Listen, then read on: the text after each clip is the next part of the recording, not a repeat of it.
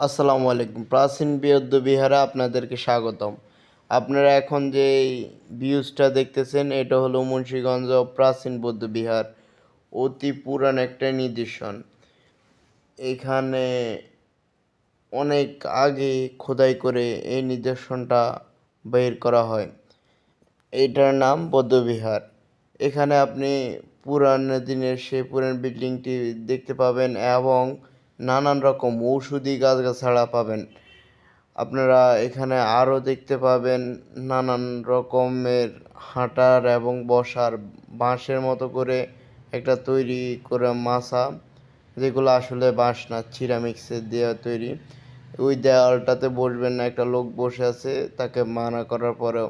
এটা হলো তার জাদুঘরের পিছনের দেওয়ালটি। এই দেওয়ালে খুব সুন্দর একটি নিদর্শন আছে।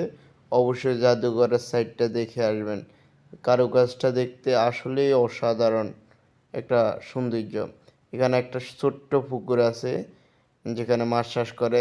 বৌদ্ধবিহারের অপোজিট সাইড থেকে এই বিহারটি এইভাবে দেখা যায়।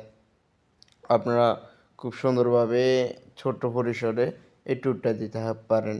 বৌদ্ধবিহার মুন্সিগঞ্জ হাতিমারা থেকে 30 টাকা ভাড়া দূরে প্রাচীন বৌদ্ধবিহারটি।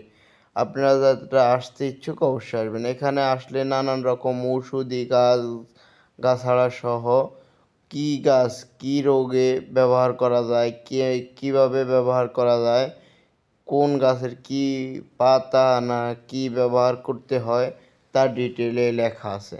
আপনারা এগুলো পড়বেন। অবশ্যই আমি মনে করি আপনাদের কাছে ভালো লাগবে। এই গাছগুলার মানে পাতা কী কাজে ব্যবহার হয়, বাকুল কী কাজে ব্যবহার হয় এবং মানে গাছের সম্বন্ধে খুব ভালো ধারণা পাওয়া যায়।